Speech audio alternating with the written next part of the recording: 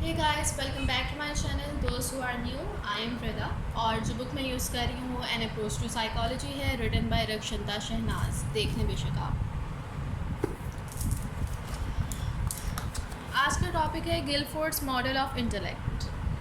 Guilford agreed with Thurston that every person possesses certain basic abilities, but he considered them to be 120 in number. Guilford ने Thurston के साथ agree किया है कि हर person जो है, हर शख्स जो है, उसमें बेसिक एबिलिटीज़ जो हैं वो पाई जाती हैं और उनका नंबर उसने कहा है कि वो 120 है, 120 है।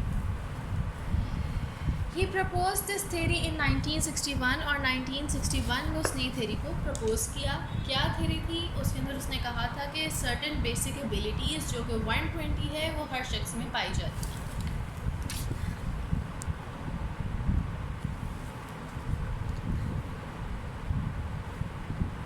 Alstrom, French, Harman and Derman endorsed his theory in 1976, but they disagreed with Guilford in so far as the number of these abilities was concerned.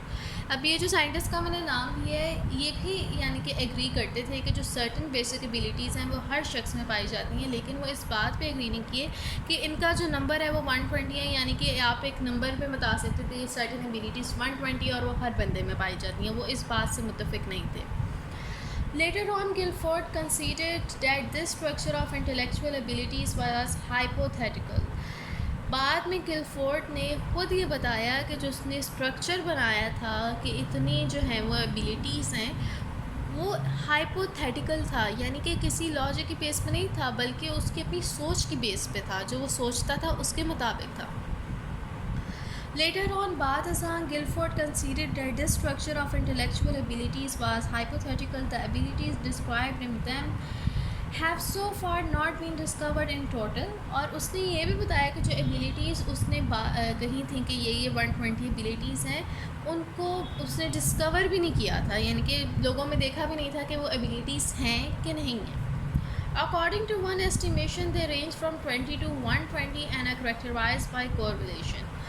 One estimation यानी कि एस्टिमेशन के मुताबिक जो है उनकी रेंज थी 20 से 120 तक, जो उसने करेक्टर्स बताए थे कि जी ये जो एबिलिटीज़ हैं वो हर बंदे में पाई जाती हैं। उनकी यानी कि रेंज थी 20 से 120 तक। एंड आ करेक्टराइज बाई को रिलेशन, और उनको आपस में को रिलेट करके करेक्टराइज किया गया। को रिलेट यानी कि आपस में जोड़ना, जो आपस में चीज़ मिलती हो। Guilford present the basic abilities of mental elements under 3 heads. Guilford ने basic abilities जो हैं जो mental element की, उसको उसने 3 heads में आगे मज़ीद define किए। Number 1 is according to content, according to product and according to operation. According to content क्या है? It refers to understanding the essence of material and lexical and verbal meaning of a situation. Thus the topic and content are fully clarified. It has been subdivided into 4 types. इसके अंदर वो कह रहे it relates to understanding, कि आप समझें किस चीज़ को, एसेंस ऑफ मटेरियल को, जो भी आपके सामने सिचुएशन है उसको समझें, वर्बली समझें, यानी कि आप समझें कि हो क्या रहा है। अब आपको पता है ये साइकोलॉजी की वीडियो है, इसके अंदर टॉपिक समझाया जा रहा है और उस टॉपिक में मैं क्या कह रही हूँ, तो ये जो समझना है वो अकॉर्डिंग टू कंटेंट है।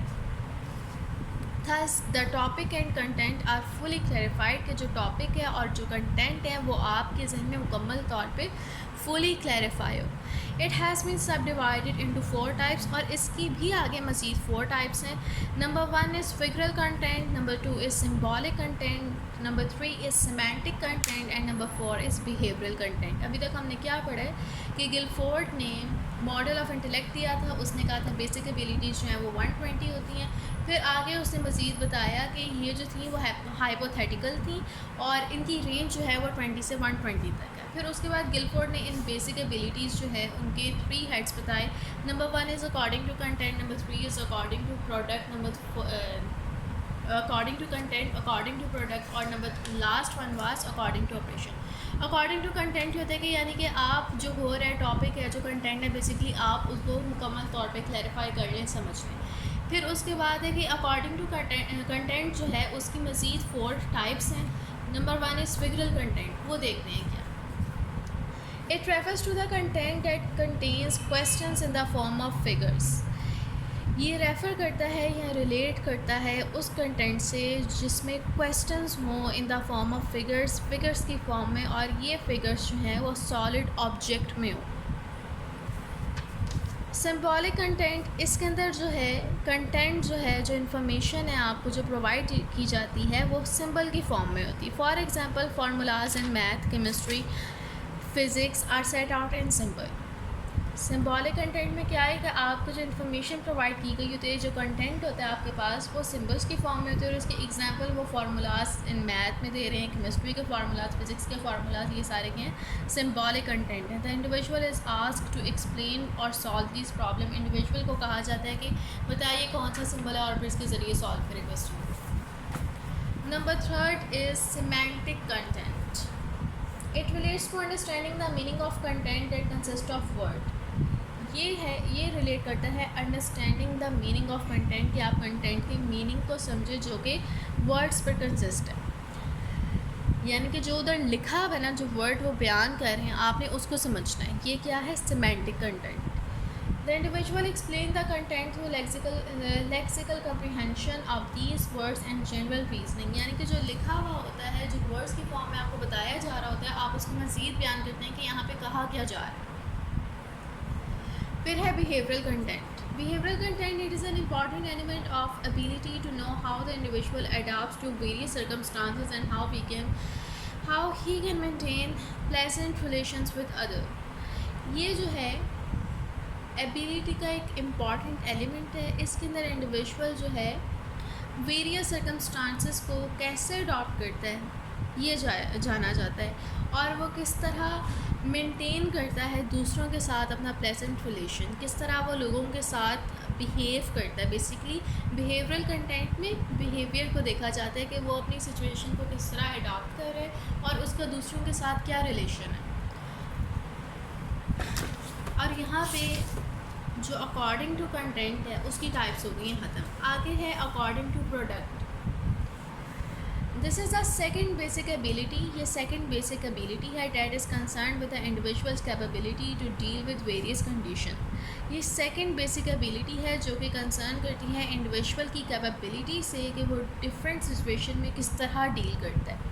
अकॉर्डिंग टू प्रोडक्ट क्या है कि इंडिविजुअल की ऐसी एबिलिटी जिसके अंदर पता चले कि वो डिफरेंट सिचुएशन में कैसे उसको डील करता है, कैसे उसको हैंडल करता है या कैसे उसे रिएक्ट करता है।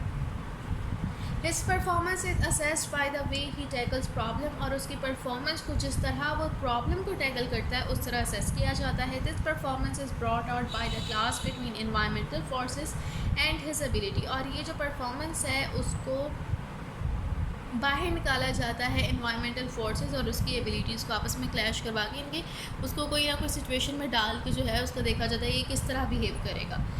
This basic ability has been subdivided into 6 abilities. अब ये जो एबिलिटी है उसको मज़ीद 6 एबिलिटीज़ में डिवाइड किया गया है जो कि as follows: unit, classes, relation, transformation, system and implication. Number 1, unit. The individual having proficiency in unit describe the content under one topic in heading on the basic of common characteristic and his information, example house, clerk, clothes, electricity, student, etc. Individual उसके पास proficiency हो in unit describe the content under one topic, यानी कि उसके पास ये खूबी हो कि वो एक टॉपिक के अंदर जो है उसके साथ साथ जो कॉमन करेक्टरिस्टिक्स हैं यानी कि जो चीज़ उससे रिलेटेड है उसको बयान कर सके। फॉर एग्ज़ाम्पल हाउस है उसके साथ वो क्लर्क कर दे, क्लॉथ्स, इलेक्ट्रिसिटी, स्टूडेंट, यानी कि इनके आपस के लिंक को वो डिफ़ाइन कर सके। The individual having proficiency, individual जिसके पास प्रोफिशिएंसी हो, परफेक्शन हो इन यूनिट डिस्क्राइब की वो डिस्क्राइब करने में, यूनिट डिस्क्राइब यानी कि चीज़ों को लिंक करके डिस्क्राइब करने में, जो कंटेंट है एक टॉपिक का जो कंटेंट है उसके साथ जो यूनिट जुड़े हुए हैं उनको वो डिस्क्राइब कर सके एक ही हेड टॉपिक के अंदर, तो इसको हम कहेंगे यूनिट।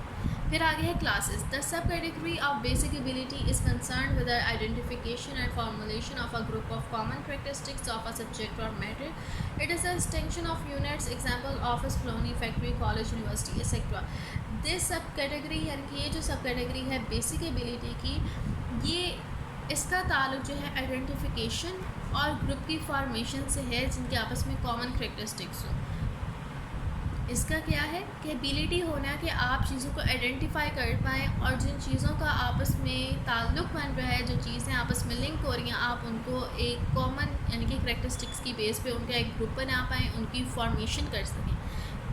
तो इस यानी कि एबिलिटी को उसने नाम दिया क्लासेस का। It is the extension of unit. ये एक्सटेंशन की यानी कि यूनिट जो हमने ऊपर पढ़ा है ना, उसकी एक्सटेंशन है, यानी कि अगर आप उसको मज़ीद पढ़ें तो उसके आगे जाके जो है ना, उसी के आप कहें कि उसी रास्ते में चलते चलते आगे एक पॉइंट आएगा क्लासेस, जिसके अंदर आप क्या करते हैं कि आप चीज़ों को आइडेंटिफाई करते हैं जिनके सेम करेक्टरिस्टिक्स हैं, उनका एक ग्रुप बना देते हैं, उनको फॉर्मेट करते हैं। तो ये यूनिट से चलते चलते आता है काम और फिर उसकी सब कैटेगरी की जाती है, जिसको हम क्या कहते हैं, क्लासेस। आगे relation. Here the individual find out the quantitative and qualitative relation between two और more then two variables.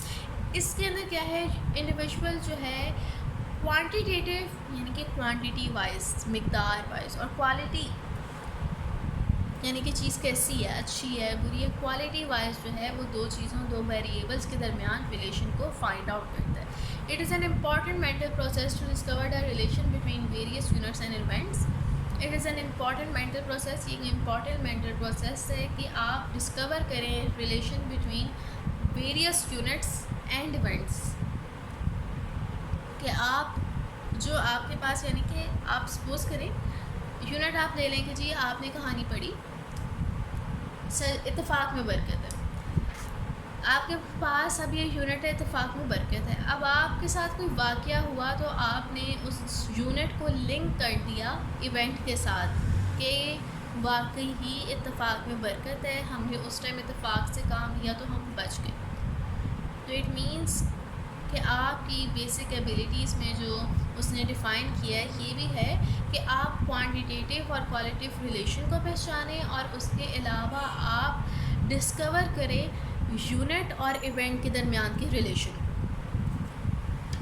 Number 4 is transformation. In it the individual chooses the received content as if it were new. इसके अंदर individual जो है जो content वो receive कर चुका है उसको अब वो ऐसे रिसीव करता है, ऐसे यूज़ करता है जैसे कि वो न्यू है, नया है। When the information gathered on a subject is apply to some other subject और टॉपिक। और उसकी एग्जांपल वो दे रहे हैं कि जब आपके पास कोई इन्फॉर्मेशन है जो आपको किसी दूसरे सब्जेक्ट में मिली है, लेकिन अगर आप उसको यूज़ कर रहे हैं अपनी किसी और सब्जेक्ट में, तो आप उसको एक नए अंदाज में यूज़ करेंगे, तो आप उसको कहेंगे ट्रांसफॉर्मेशन। यानी कि उर्दू में जो आपने पढ़ा वो चैप्टर हुजूर पाक पे जो चैप्टर आपने उर्दू में पढ़ा उसका लिंक आपके इस्लामियत के चैप्टर से हो रहा है। तो जब आप आंसर कर रहे हैं वो आप उर्दू की बुक से कर रहे हैं, तो इट मीन्स जो आपके पास प्रीवियस इंफॉर्मेशन थी आप उसको न्यू इंफॉर्मेशन के तौर पे यूज़ कर रहे हैं। Then it is called as transformation in psychology. Applying statistical formulas to interpret behavior in psychology, for example, illustration this point. अच्छा जी, आगे वो कह रहे हैं कि आप साइकोलॉजी में जब स्टैटिस्टिकल फार्मूलाज लगाते हैं बिहेवियर को जानने के लिए, तो ये भी एग्जांपल है इस पॉइंट की कि साइकोलॉजी है लेकिन आप उसको यानी कि साइकोलॉजी का एक टॉपिक है बिहेवियर, लेकिन आप उसको डिफ़ाइन करने के लिए क्या यूज़ करें, स्टैटिस्टिक। तो बेसिकली आप क्या करें कि आपके पास स्टैटिस्टिक की जो प्रीवियस इंफॉर्मेशन है आप उसको न्यू बना के साइकोलॉजी में यूज़ करें, तो आप उसको क्या कह रहे हैं, ट्रांसफॉर्मेशन। आगे system. In this sub-ability, the individual has to systematically describe the collection of information that he has gathered from different units. इस सब एबिलिटी में इंडिविजुअल जो है वो सिस्टमेटिकली डिस्क्राइब करता है कलेक्शन ऑफ इंफॉर्मेशन को जो कि उसने डिफरेंट यूनिट से गैदर किया, यानी कि जो कुछ आपने अपनी बुक्स वगैरह में सीखा है या आपने कहीं ना कहीं नोट किया, आप उसको उस कलेक्टिव इंफॉर्मेशन को आप डिस्क्राइब करते हो systematically. The individual is expected to understand the intricate relation between these unit and describe them in correct order. Individual को कहा जाता है कि आपने इन यूनिट्स के दरमियान का रिलेशन भी डिफाइन करना है और उसके अलावा इनको करेक्ट ऑर्डर में, यानी कि जिस ऑर्डर में उनको दी गई थी इन्फॉर्मेशन उसी ऑर्डर में उन्होंने उसको डिस्क्राइब करना है। Preparation is followed by incubation in creative thought. Preparation जो है क्रिएटिव थिंकिंग यानी कि क्या किया जाता है, प्रिपेयर किया जाता है। इंडिविजुअल प्रिपेयर करता है अपनी क्रिएटिव थिंकिंग को यूज़ करके ताकि वो उसको डिस्क्राइब कर सके करेक्ट ऑर्डर। ड्यूरिंग इंक्यूबेशन, और जब वो यानी कि प्रिपेयर कर रहा होता है उस पीरियड को हम इंक्यूबेशन कहेंगे। और इंक्यूबेशन के दौरान various type of content are collected. तो वेरियस टाइप ऑफ कंटेंट यानी कि various type of information, various type of units are collected and then presented systematically. और उनको प्रेजेंट किया जाता है सिस्टमेटिकली यानी कि नंबर वाइज, जिस तरतीब से उनको डिफ़ाइन किया जाता है। So that the problem is solve, ताकि प्रॉब्लम सॉल्व हो जाए। और if the intricacies of a formula are learn, और जब आप उस फार्मूले की इंट्रेसीज यानी कि उस फार्मूले को समझ जाएँ सही तरीके से, उसके पीछे का यानी कि जो मेथड है उसको समझ जाएँ and understand thoroughly, it will tantamount to applying this system. तो वो इस सिस्टम को अप्लाई करना होगा। आगे है इम्प्लीकेशन। इम्प्लीकेशन में क्या है? The effect that different kind of information leave on the individual's intelligence are examined. इसके अंदर जो है इफ़ेक्ट को जाना जाता है, जो कि डिफरेंट काइंड ऑफ इंफॉर्मेशन जो है वो इंडिविजुअल की इंटेलिजेंस पे छोड़ देती है। जो इफ़ेक्ट एक इंफॉर्मेशन हासिल करने के बाद आपकी इंटेलिजेंस पे आता है उसको एग्जामिन करना इम्प्लीकेशन कहते हैं। Then his behaviour can be studied in the light of these effect, और फिर उसके बिहेवियर को स्टडी किया जाता है इन इफ़ेक्ट्स की मदद से। अकॉर्डिंग टू ऑपरेशन, यहाँ पे ये ख़त्म हो गया। अब आगे है according to operation. According to operation basically क्या है? गिलफोर्ड ने कहा था कि बेसिक एबिलिटीज़ जो हैं उनके मेंटल एलिमेंट्स, उसके मेंटल एलिमेंट्स जो हैं उसके 3 हेड्स हैं, according to content, according to product और according to operation. According to content हो गया, अकॉर्डिंग टू प्रोडक्ट हो गया, अब according to operation. The third basic ability of intelligence relates to the individual's operational action with reference to a thing.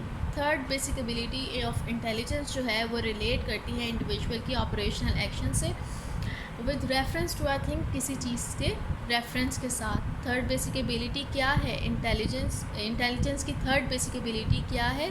Individual relate to the individual operational action, जो कि individual के operational action, आप क्या किसी चीज़ के साथ जो एक्शन होता है आप उसको, यानी कि एक होता है आपको किसी ने थप्पड़ मारा, अब आप उसके रिस्पॉन्ड में ऑपरेशन में क्या करते हैं? आप उसके रिस्पॉन्ड में एक्शन में क्या करते हैं? उसको भी थप्पड़ मार देते हैं।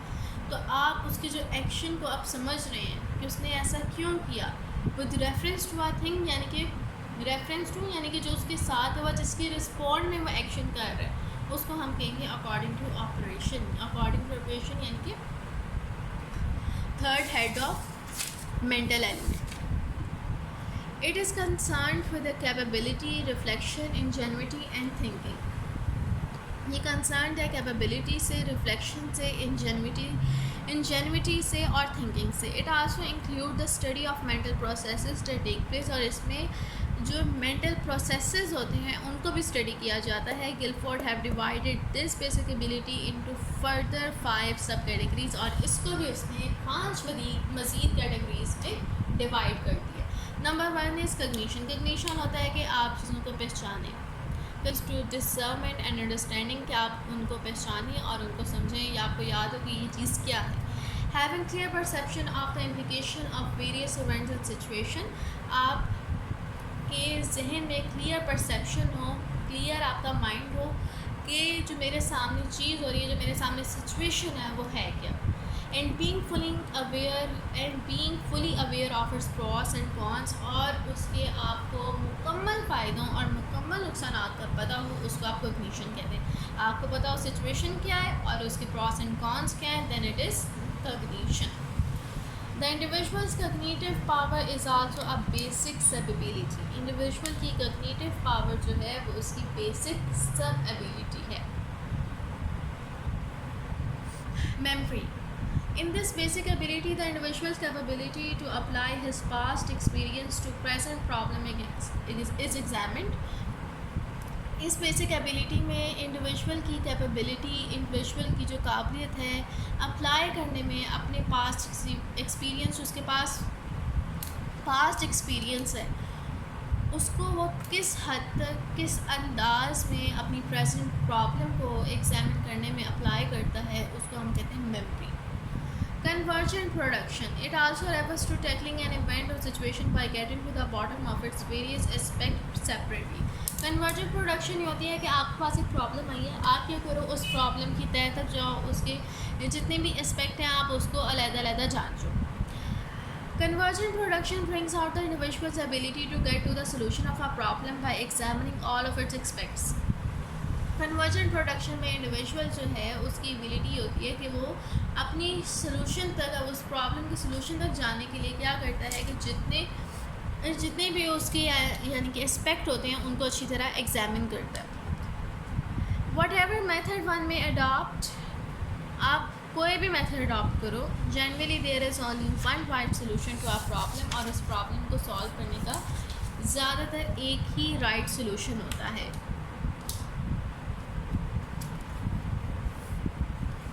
Divergent production. It relates to the mental activity in which the individual conducts experiment on a situation. Divergent production क्या है? इसके अंदर mental activity यानी कि individual जो है various एक्सपेरिमेंट करता है सिचुएशन को हैंडल करने के लिए, लॉज वगैरह फार्मूलेट करता है और कोई रूल्स वगैरह बनाता है और फॉर ऑर्डिनरी पीपल, आम लोगों के लिए. In it the individual is provide special information with the help of which she is to set out loss to seek a solution. इसके अंदर इंडिविजुअल को एक स्पेसिफिक इन्फॉर्मेशन दी जाती है जिसके मुताबिक वो क्या करता है, laws and rules and regulation basically जो है वो बनाता है इंडिविजुअल, ताकि प्रॉब्लम जो है उसको सॉल्व किया जा सके.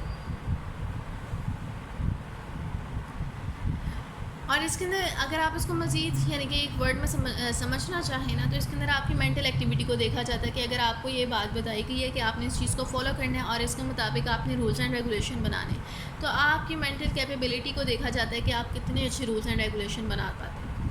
Evaluation. At the stage of basic ability the assessment is made of the individual's capability to solve problem in the right way. इस स्टेज पे क्या होता है, बेसिक एबिलिटी की इस स्टेज पे असेसमेंट जो है इंडिविजुअल की कैपेबिलिटी पे बनाई जाती है to solve problems in the right way, कि उसने कितनी प्रॉब्लम्स को राइट वे में सही अंदाज में सॉल्व किया, and of the ingenuity, suitability and practicability of the solution propose by him. और उसने जो सोल्यूशन उसने प्रपोज़ किया यानी कि जो सोल्यूशन उसने दिया था उसके अंदर कितनी इंजेन्युइटी थी, यानी कि कितनी हकीकत थी, क्या वो सूट कर रहा था जो उसने सोल्यूशन दिया था, या हम उसको अप्लाई कर भी सकते थे कि नहीं. असेसमेंट एवेल्यूएशन में किया जाता है, इवेल्यू किया जाता है कि आपका जो सोल्यूशन था, जिससे आपने प्रॉब्लम को हैंडल किया, क्या वो सही था, क्या उसको अप्लाई किया जा सकता था, क्या वो प्रैक्टिकल था.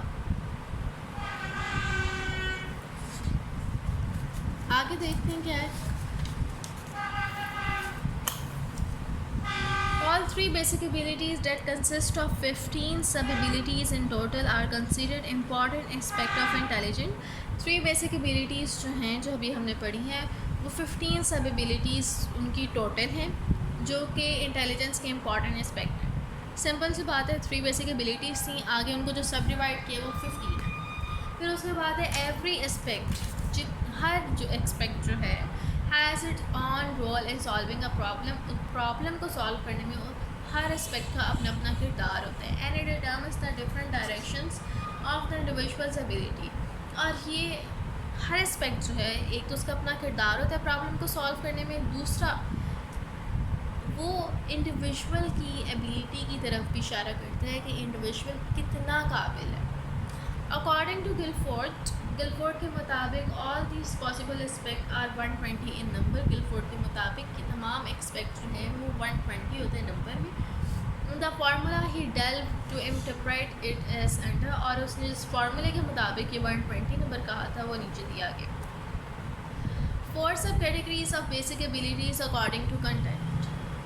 अकॉर्डिंग टू कंटेंट कितनी है, 4. फिर उसके बाद अकॉर्डिंग टू प्रोडक्ट कितनी है, 6. और अकॉर्डिंग टू ऑपरेशन 5 है. If we form possible groups by multiplying all these subcategories, then we will be like this.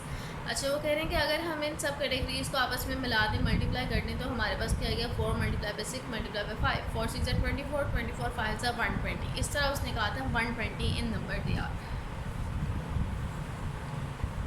और यहाँ पे उन्होंने ब्लॉक्स के ज़रिए बताया है कि ये वाला जो हिस्सा है ये क्या है अकॉर्डिंग टू प्रोडक्ट, इसके नीचे वाला जो है वो अकॉर्डिंग टू ऑपरेशन, और ये जो ऊपर वाला अकॉर्डिंग टू कंटेंट है। और ये देखो इसकी 1 2 3 4 फिगरल यानी कि सिम्बॉलिक, सिमेंटिक और बिहेवियरल, ये इसकी 4 सब ग्रुप्स हैं।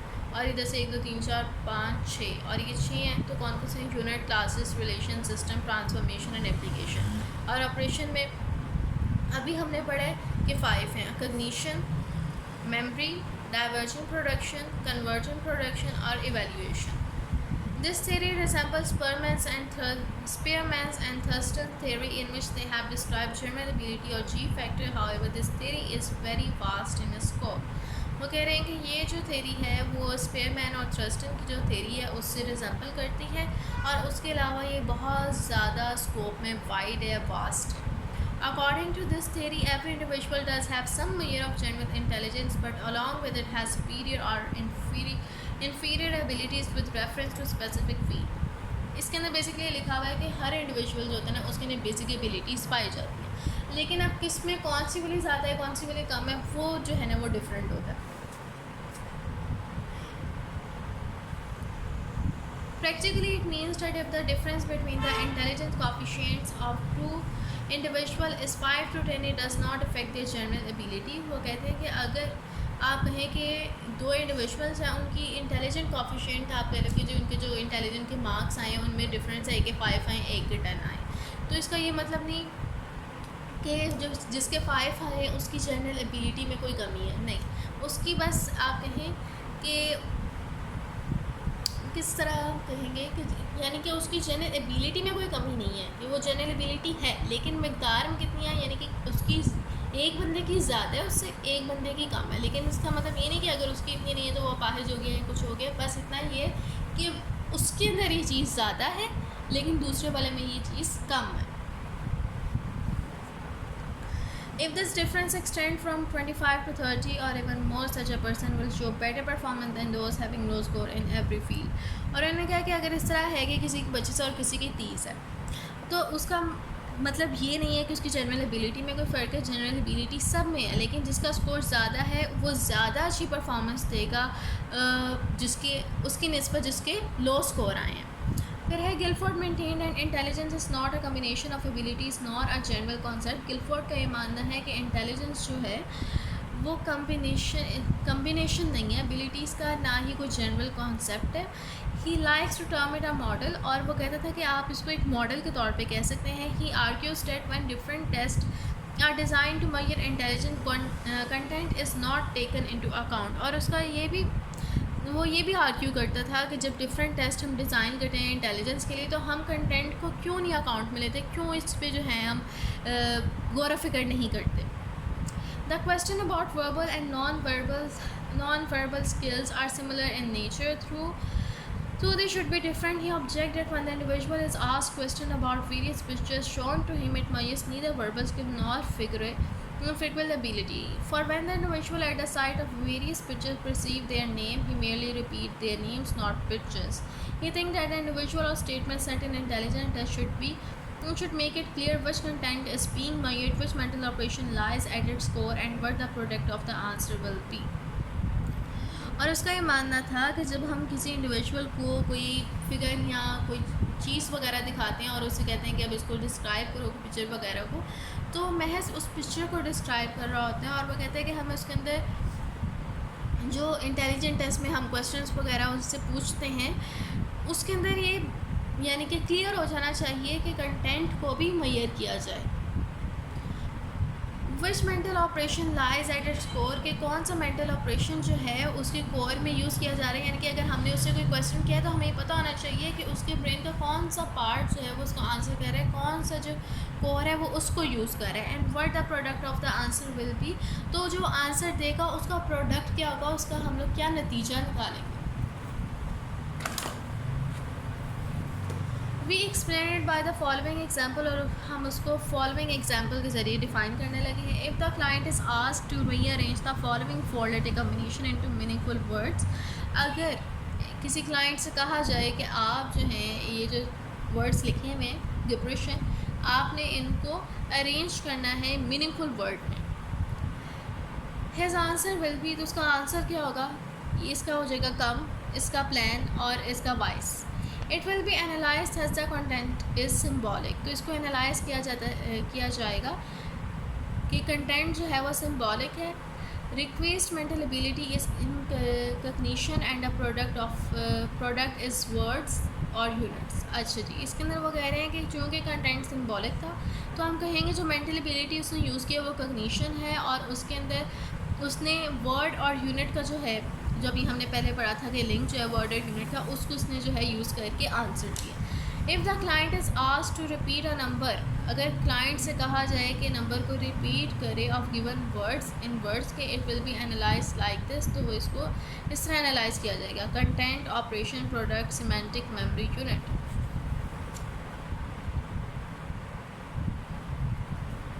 यानी कि उसने हमें जो आंसर दिया कम, प्लान और वाइज, हाँ उसका ये माना था हमें पता होना चाहिए कि उसने ब्रेन का कौन सा पार्ट यूज़ किया है, यानी कि जिस इसके अंदर उसने बताया ना कग्निशन है, मेमोरी है, तो हमें पता होना चाहिए कि अभी इसने कग्निशन यूज़ किया, मेमोरी यूज़ की है, या फिर उसने जो है यूनिट यूज़ किया या रिलेशन यूज़ किया। तो इस तरह हमने आंसर लिखना चाहिए। कंटेंट यूज़ किया, उसके बाद ऑपरेशन किया, प्रोडक्ट किया, फिर सिमेंटिक भी यूज़ किया, मेमोरी भी यूज़ किया, यूनिट भी यूज़ किया। इस तरह वो कहता था कि इस तरह जो है हमें पता होना चाहिए कि उसने ये पार्ट्स जो है वो यूज़ किए। तो यहाँ पर टॉपिक ख़त्म होता है। एक दफ़ा दोबारा देख लेते हैं क्योंकि ये इंपॉर्टेंट टॉपिक है। गिलफोर्ड ने 3 हेड्स बताए, according to content, according to product, according to operation. Content के आगे से उसने मज़ीद 4 टाइप्स बताई, फिगरल, सिम्बॉलिक, सिमेंटिक और बिहेवियर। फिर उसके बाद है प्रोडक्ट। प्रोडक्ट की उसने जो है मज़ीद 6 बताई हैं, unit, classes, relation, memory, unit, classes, relation, transformation, system and implication. Memory इधर है। ऑपरेशन में cognition, memory, convergent production, divergent production, evaluation और बस। फिर उसके बाद उन्होंने यहाँ पर मज़ीद उसको डिफ़ाइन किया गया किस तरह। उसने कहा था जी कि 120 है, ये देखिए इसकी 4 है, प्रोडक्ट की 6 है, ऑपरेशन की 5 है, इन सबको मल्टीप्लाई करो 120 आएगा। इसलिए उसने कहा था कि बेसिक एबिलिटी जो है वो नंबर में 120 है। फिर आगे वो बता रहे हैं कि किस तरह जब हम टेस्ट वगैरह लेंगे इंटेलिजेंस के तो किस तरह हमारे पास आंसर आना चाहिए, और हमें ये भी बताना चाहिए कि उसने इनमें से कौन कौन सा आंसर के लिए कौन कौन सा पार्ट यूज़ किया। अब इसके अंदर उसने कंटेंट यूज़ किया था, ऑपरेशन, प्रोडक्ट, सिमेंटिक, मेमोरी और यूनिट किया था। तो उसने इसको इस तरह डिफ़ाइन किया था कि आपने इस तरह ये जो साइकोलॉजिस्ट है उन्होंने इस तरह बताना है कि इसने मेमोरी यूज़ किया है, यूनिट यूज़ किया है या क्या यूज़ किया।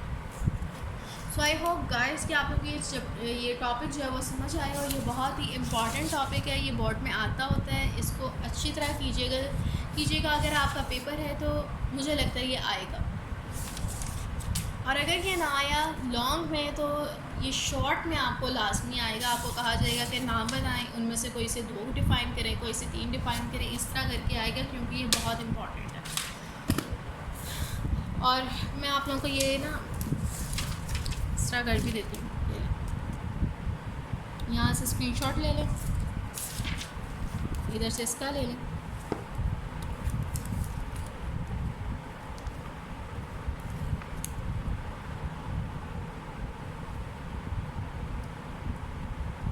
और ये नीचे से अब इस पेज को, फिर उसके बाद इधर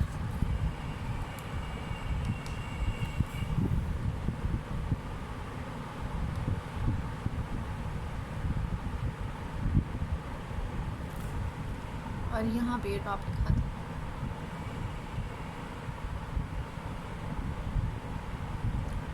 अगर आप लोग डायग्राम ये बना सकते हैं तो बना लें, आप लोगों को अच्छे मार्क्स मिल जाएंगे। अल्लाह हाफ़िज़ guys, see you in another video. Like, share and subscribe my channel.